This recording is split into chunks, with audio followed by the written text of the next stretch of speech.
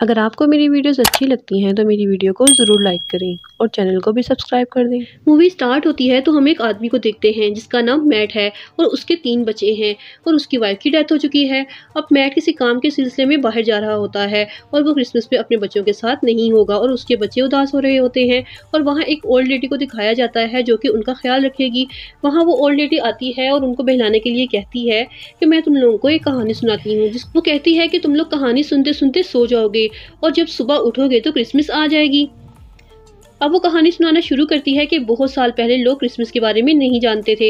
इस दौरान हम एक लड़के को देखते हैं जिसका नाम निकोलस है। निकोलस अपने फादर के साथ जंगल में होता है। वहाँ एक बियर उनको अपनी तरफ आता हुआ दिखता है। इससे पहले कि वो बियर उन पर अटैक करता, उस बियर पर कोई तीर से अटैक कर देता है। वो वहाँ से भाग जाता है। फिर हमें पता चलता है कि निकोलस की मोम 2 साल पहले मर चुकी है और उन पर भी बियर ने अटैक किया था जिससे उनकी डेथ हो गई। इसके बाद निकोलस अपने डैड को कहानी सुनाने का कहता है तो उसके डैड उसे एल्फम की कहानी सुनाते हैं और कहते हैं कि बहुत टाइम पहले की बात है कि एक लड़की जिसका नाम लूमी था जो लकड़ियां ढूंढते ढूंढते एक दिन खो जाती है। फिर वो सूरज की रोशनी के सहारे एक ऐसी जगह पहुंच जाती है जिसका नाम एल्फम था और जहाँ पर एल्स रहते थे, जिस पर हमें पता चलता है कि वो जादू की इकलौती जगह है। फिर वो लड़की वहाँ से चॉकलेट्स और टॉयज लेकर अपने घर वापस चली आई। यहाँ हमें पता चलता है कि निकोलस को जादू और एल्स पर अपनी माँ की तरह पूरा भरोसा था, लेकिन उसके डैड इन बातों पर भरोसा नहीं करते थे। तभी उनको अपने घर में किसी जानवर की आवाज़ सुनाई देती है। फिर चेक करने पर पता चलता है कि वो एक चूहा है।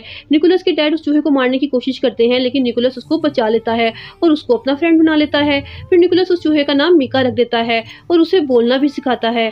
नेक्स्ट सीन में हम देखते हैं कि राजा सभी लोगों को अपने महल में बुलाता है। निकोलस और उसके डैड भी महल में जाते हैं। फिर राजा सबको एक ऐसी चीज लाने को कहता है जिससे लोग दोबारा से पुरुमीद हो सकें। फिर साथ ही वो कहता है कि जो इंसान ये करेगा उसको बहुत ज्यादा पैसा मिलेगा। फिर जब जॉयल और निकोलस घर आते हैं तो जॉयल से मिलने वही शिकारी आता है जिसने उससे उस दिन भालू से बचाया था। वो जॉयल से अकेले में कुछ बात करता है। फिर अगले दिन जॉयल अपने बेटे निकोलस को समझाता है कि जो काम हमें राजा ने करने के लिए दिया है वो हम जरूर करेंगे, इसलिए मैं 2 महीने घर से बाहर रहूं ताकि हमें इनाम मिल सके और हम अच्छी जिंदगी गुजार सके। निकोलस इस बात से नाराज हो जाता है। फिर जब निकोलस अपने डैड से पूछता है कि आप कहाँ जाओगे तो वो बताता है कि वो शिकारी सब लोगों को इकट्ठा कर रहा है और हम सब मिलकर एल्फम को ढूंढेंगे। एल्फम का नाम सुनकर निकोलस अपने डैड के साथ जाने की जिद करता है लेकिन उसके डैड मना कर देते हैं। यहाँ हमें पता चलता है कि निकोलस की मोम उसे क्रिसमस बुलाया करती थी, इसका मतलब उसके डैड को भी नहीं पता था। फिर हम देखते हैं कि निकोलस के फादर के जाते ही एक आंट कार्लोट आती हैं जो कि जॉयल की रिश्तेदार होती है, निकोलस की देखभाल के लिए आई होती है। आंट कार्लोट जॉयल के जाते ही निकोलस के साथ बहुत बुरा सलूक करती है। वो उसको उसके चूहे समेत घर से बाहर निकाल देती है और कहती है कि आज से तुम बाहर ही रहोगे। फिर निकोलस लकड़ियां तोड़कर अपने लिए एक सोने के लिए जगह बनाता है। फिर हम देखते हैं कि एक दिन जब निकोलस लकड़ियां लेकर घर आता है तो उसकी आंट उसे एक सूप बनाकर देती है जिसे देखकर निकोलस बहुत हैरान हो जाता है क्योंकि वो उसे कुछ भी अच्छा खाने को नहीं देती। जब वो सूप पीने लगता है तो देखता है कि उसकी आंट ने सूप उसी डॉल के साथ बनाया होता है जो उसकी मोम ने उसे दिया था, जिसे वो देखकर वो बहुत दुखी हो जाता है। उसी वक्त देखता है कि टोपी में आग लग जाती है और वो टोपी भी उसकी माँ ने उसको दी होती है। वो जल्दी से बाहर आके उस टोपी की आग बुझाता है और उसको उल्टा करके देखता है। जब वो उसको उल्टा करके देखता है तो पता चलता है कि उसके अंदर तो एक मैप है। जब वो उस मैप को चेक करता है तो उसे पता चलता है कि उसके अंदर तो एल्फम का मैप है। वो अपने फादर को ढूंढने अकेला ही निकल जाता है। निकोलस के पीछे पीछे उसका चूहा मीका भी आ जाता है। कुछ सफर तय करने के बाद निकोलस जब एक गाँव में पहुंचता है तो वहाँ उसे एक बूढ़ी औरत मिलती है जो कि उसे कहती है कि एल्फम और जादू नाम की कोई चीज नहीं होती, तुम्हारी मेहनत बेकार जाएगी, इसलिए तुम वापस घर चले जाओ। लेकिन वो अपना सफर जारी रखता है। लेकिन इसके बावजूद निकोलस को पूरा यकीन होता है कि वो अपने फादर को ढूंढ लेगा, इसीलिए वो आगे बढ़ता रहता है। रात गुजारने के लिए वो एक गार में रुक जाता है। अब उसका यकीन टूट चुका था, इसलिए वो अपने चूहे मीका से कहता है कि अगर तुम्हें सच में लगता है कि जादू होता है तो तुम मुझसे बात करो। तब मीका उससे बात करने लगता है जिससे निकोलस बहुत ही हैरान हो जाता है। इस तरह उसका एल्फम पर यकीन और भी पक्का हो जाता है। वो दोनों आगे बढ़ते हैं, तभी एक रेंडियर उसका पीछा करने लगता है, इस पर अटैक करता है। निकोलस उसे डर कर दरख्त पर चढ़ जाता है। निकोलस देखता है कि उस रेंडियर को एक तीर लगा हुआ है। उस तकलीफ की वजह से वो बहुत गुस्से में है तो निकोलस वहां से उसका तीर निकाल देता है जिससे उसका दर्द कम हो जाता है। फिर निकोलस आगे बढ़ता है और वो रेंडियर भी उसके पीछे पीछे आने लगता है और वो रेंडियर निकोलस को इशारे से अपनी पीठ पर बैठने का कहता है। निकोलस रेंडियर की पीठ पर बैठ जाता है जिससे वो बहुत जल्द वो नुकीली पहाड़ियों यानी कि 2 मॉन्स्टर्स वाले पहाड़ों के पास पहुंच जाते हैं जो कि उसकी मोम की कहानियों में भी थे। वहाँ पर वो तूफान की वजह से जमने लगता है और बेहोश हो जाता है। तभी वहाँ पर टोपो और उसकी पोती ओस पहुँचती हैं, जो कि एल्व्स होते हैं, और वो निकोलस की इस हालत को देखकर बहुत हैरान होते हैं, क्योंकि एल्व्स हमेशा हर किसी की मदद करते हैं। तो टोपो निकोलस पर उम्मीद का मंत्र पड़ता है, जिससे निकोलस ठीक हो जाता है। फिर जब निकोलस को पता चलता है कि वो एल्फम में ही है, तो वो काफी हैरान होता है, क्योंकि उसे हर तरफ बर्फ ही बर्फ दिख रही थी। अब टोपो कहता है कि तुम्हें अब यकीन की आंखों से देखना होगा, क्योंकि उस पर मंत्र पड़ा गया था। ये एक ऐसा मंत्र था कि अब अगर दिल में यकीन रखकर सोचा जाएगा तो उसे वो चीज दिखने लगेगी, क्योंकि यकीन की वजह से ही कोई भी बात पॉसिबल हो सकती है। तो निकोलस यकीन रखकर ये सोचने लगता है कि एल्फम पूरा एक सिटी है, तो उससे वो पूरा शहर दिखने लगता है। फिर टोपो निकोलस को एक ऐसी जगह ले जाता है जहां सब लोग बहुत खुश थे और डांस कर रहे थे और बहुत मजे मजे की चीजें भी खा रहे थे, जो कि वहां एक बगावत मानी जाती थी। फिर हमें पता चलता है कि सब लोग वहां क्रिसमस मना रहे हैं। फिर जब निकोलस अपना नाम क्रिसमस बताता है तो फिर क्रिसमस का मतलब टोपो से पूछता भी है। तो टोपो बताता है कि क्रिसमस एक ऐसा दिन है जिस दिन लोग खुशी से एक दूसरे के साथ मिलकर पार्टी करते हैं। तभी वहां पे एल्व्स की रानी आ जाती है अपने सिपाहियों के साथ। वो पार्टी पर आती है, जो कि पार्टी करने वाले सब लोगों पर बहुत गुस्सा करती है, और वो निकोलस को देखती है, जिसे देखते ही वो समझ जाती है कि ये तो एक इंसान है। इसलिए वो टोपो पर बहुत गुस्सा होती है और उस पर अटैक करने की कोशिश करती है। टोपो अपनी सफाई देते हुए कहता है कि मैंने तो सिर्फ निकोलस की मदद की है, क्योंकि वो मर रहा था।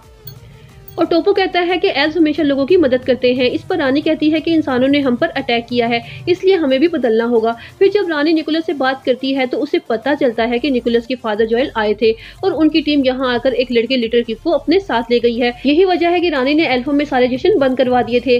तब रानी निकोलस को जेल में बंद करवा देती है, जहाँ उसको टूथपिक मिलती है, जो कि हमेशा सच बोलती है, इसीलिए वो जेल में थी। यहाँ निकोलस टूथपिक को अपने बारे में बताता है और हेल्प मांगता है। वो दोनों आपस में बातें कर ही रहे होते हैं कि वहाँ सोया हुआ ट्रोल जाग जाता है और निकोलस पर अटैक करने लगता है। निकोलस ये देखकर टूथपिक से ही हेल्प मांगता है, जिससे वो उसे एक पत्ता देती है। निकोलस वो पत्ता ट्रोल के मुंह में डाल देती है, जिससे उस ट्रोल का सर ब्लास्ट हो जाता है, जिसकी वजह से निकोलस और टूथपिक दोनों ही हवा में उड़ने लगते हैं और फिर एक घर के ऊपर गिर जाते हैं, जहाँ चारों तरफ उन्हें सिपाही ढूंढ रहे होते हैं। ये देखकर वो दोनों एक क्लास में छुपने के लिए जाते हैं। वहाँ सब लोग उनको देखकर डर जाते हैं। वहाँ पर टीचर निकोलस को भगाने की कोशिश करती है, इसलिए वो उस टीचर से वादा करता है कि मैं लिटिल किड को जरूर वापस लेकर आऊंगा। इस बात पर वो टीचर निकोलस और टूथपिक को बेसमेंट के रास्ते वहां से भगा देती है। इसके बाद निकोलस अपनी रेंडियर की मदद से टूथपिक के साथ वहां से भागने की कोशिश करता है, लेकिन इनके सिपाही चारों तरफ से घेर लेते हैं और रानी भी वहां पहुंच जाती है। फिर टूथपिक वहां पर पटाखे छोड़ देती है, जिससे पूरे एल्बम में धमाके होने लगते हैं और इसी मौके से फायदा उठाकर वो दोनों वहां से भागने की कोशिश करते हैं, लेकिन गार्ड्स दरवाजा बंद कर देते हैं। लेकिन दरवाजे को बंद होने से बचाने के लिए टूथपिक वहीं रुक जाती है और निकोलस को वहां से जाने का कहती है। फिर वहां से निकोलस न चाहते हुए भी भाग जाता है। फिर निकोलस वहां पर पहुंचकर अपने फादर लिटिल किड को ढूंढने लगता है। इसके बाद बहुत मुश्किलों के बाद उसे लिटिल किड मिल जाता है। उसे एक पिंजरे में कैद कर रखा गया था। फिर जब निकोलस लिटिल किड के पास पहुंचता है तो वो इशारा करता है। यहाँ पर कुछ लोग कैंप में फायर के चारों तरफ बैठे होते हैं, जिसमें निकोलस के फादर भी थे। अब जैसे ही जोएल निकोलस को देखता है तो वो उसे मिलकर बहुत खुश हो जाता है। निकोलस फिर अपने डैड से लिटिल किड को छोड़ने के लिए कहता है, तो वो उसके लिए मना कर देता है और उसके जिद करने पर शिकारी उसको भी बंदी बनाने का कहता है। इससे उसके शिकारी साथी बहुत खुश हो जाते हैं और उन्हें जोएल पर पूरा भरोसा हो जाता है। फिर जब रात को सब सो रहे होते हैं तो जोएल चुपचाप बेटे के पास पहुंचता है और उसे आजाद कर देता है और इसके बाद वो लिटिल किड को भी आजाद कर देता है और निकोलस को कहता है कि तुम इसे लेकर एल्फम जाओ। तभी जोएल के शिकारी साथी जाग जाते हैं और वो उन लोगों पर अटैक कर देते हैं।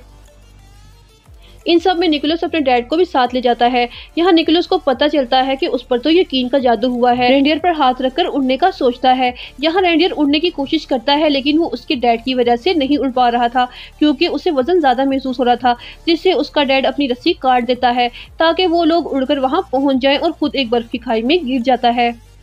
निकोलस को बहुत दुख होता है अपने डैड के मरने का, क्योंकि अब वो पूरी तरह से अकेला हो गया था, लेकिन वो हिम्मत नहीं हारता और एल्फम पहुंचता है। निकोलस ने अपना वादा पूरा कर दिया था। जब वो सब लोग वहाँ लिटिल किड को जिंदा देखते हैं तो वो लोग बहुत खुश हो जाते हैं, क्योंकि उन्हें पूरा यकीन हो गया था कि उम्मीद अभी कायम है। फिर लिटिल किड के पेरेंट्स निकोलस को खिलौने गिफ्ट करते हैं। उनसे गिफ्ट लेकर निकोलस को एक आइडिया आता है। फिर वो सभी एल्फ से खिलौने तैयार करने को कहता है।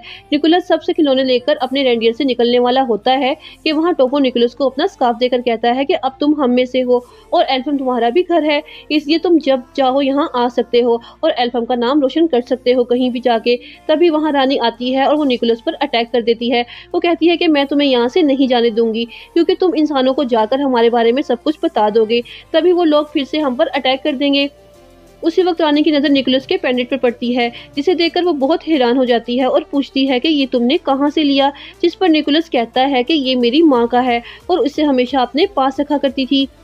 फिर हमें पता चलता है कि जिस लड़की की कहानी निकोलस की मॉम निकोलस को सुनाया करती थी वो कोई और नहीं बल्कि वो खुद ही थी।